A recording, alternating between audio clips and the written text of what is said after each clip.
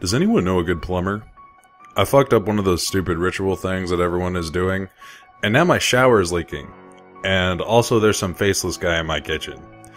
My landlord comes tomorrow and he's going to kill me, especially because I also have a cat, and I'm not even supposed to have pets. It all started when I was drunk messaging a girl on Tinder, and she said that the only way we could meet up is if I did this weird ritual thing where I summoned a ghost or some shit. I think she called it a mea culpa or something. Actually, her exact message was, "The decaying flesh will not rest until I am the Alpha and Omega. I have seen the burning cities consume the earth. Here!" Link to ritual instructions. "Our soul will meet when darkness spills. Mea culpa, mea culpa, mea culpa." She was a weird chick. At least I think she was a girl. I couldn't really see her face. Her picture was just a black background with two shiny dots that kind of looked like eyeballs. You could sort of see some features, but it looked like her face was gray, and I couldn't really see her mouth. She had a really good skin. I wasn't about to rally for a pizza face. So anyway, I weighed the pros and cons of spooky rituals versus trampoline booty as best I could on 5 shots of Patron. It was totally worth it. I set my cell phone for 3:26 a.m., but since my phone is a 2005 Motorola Razr, which has been dropped in the toilet several times, it went off at 4 a.m. Fuck. I decided to go through with the ritual anyway. I was supposed to have a friend during this thing, but my bestie recently got incarcerated for selling heroin on the corner of Patterson Park and Eastern Avenue. Shout out to my main man Roscoe! Anyway, I sat up and turned off my alarm, but the moment I turned off, I drunkenly passed out again. I woke up 20 minutes later and actually got out of bed this time, stumbling around the room in the dark because apparently you're not supposed to turn on the lights because if you do, a ghost will pop out! Ooh! I was supposed to find a candle and light it, but my hangover just made me trip over one of the several candles I placed on my floor. Eventually I gave up and flipped the lights on, grabbing a candle from my desk. I squinted out my window to see what my ghetto Baltimore neighborhood looked like at 4:20 a.m. The street was nearly empty except some rando wearing a black robe and a giant pointy black hat. He was staring up at me through the window. I couldn't really see his face. You know, Baltimore has gone to the fucking dogs. First gang wars and now an updated KKK. For fuck's sake. I lit the candle and looked at my phone. I was supposed to knock on my bedroom door 66 times. The 66th knock timed on 4:06. But since I'd fucked everything else up, I just did a shave and a haircut knock and then walked into my hallway. My bedroom door is opposite the stairs, and looking down that dark stairwell was pretty spooky. I thought I saw something move on one of the lower steps. For the next step, I was supposed to close my eyes and walk forward while chanting mea culpa, mea culpa, mea culpa, which is Italian for my culpa, which is probably some kind of shitty Italian car. So, I tried to close my eyes and walk forward while talking about Italian cars, but my cat, Fish Sticks, ran under my feet and I ended up tripping over him and falling down the flight of stairs. At some point, the stupid candle went out as I flailed down the stairs, but I was too concussed to care. I rolled up from the ground, groaning, and decided that I would just continue to go on with the motions, which meant hiding in a closet and waiting for the ghost to play hide-and-seek with me. I chose the kitchen pantry because I had some open potato chips in there, so I kinda made my way back.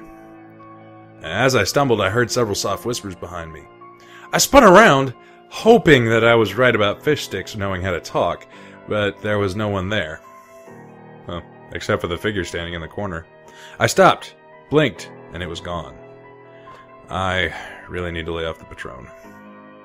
As I honed in on the closet, the alcohol and concussion finally caught up with me, and I stumbled to a stop, doubling over and vomiting watery Patron all over my kitchen floor.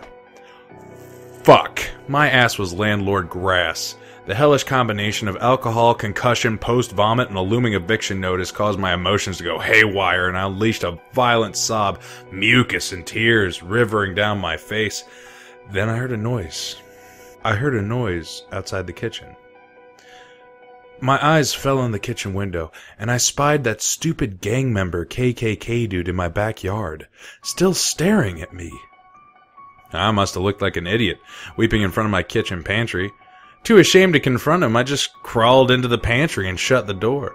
It was so cold in there, it damn froze my man-titties off.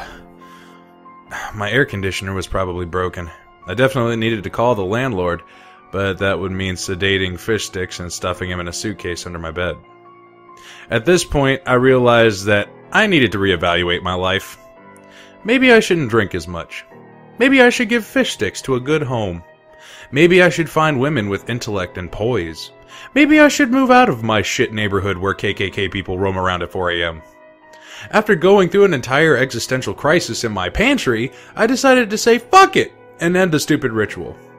That Tinder girl wasn't even that hot anyway, and besides, I still had like 70 more ritual things to complete, which included lighting 8 more candles, stabbing a Japanese doll, and spinning around in a circle while screaming, "You're it! You're it!"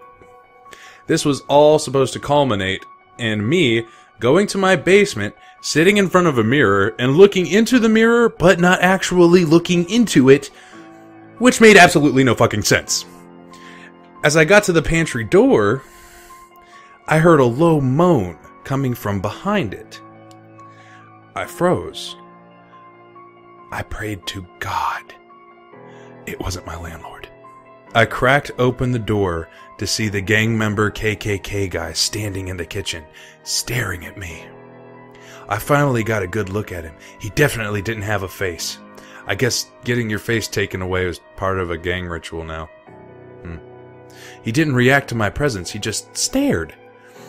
I didn't know how the hell to deal with gang members or faceless KKK members, so I just stared back. We did this for about 5 minutes before I slowly inched out of the kitchen and back upstairs. He turned to watch me as I went, but didn't move.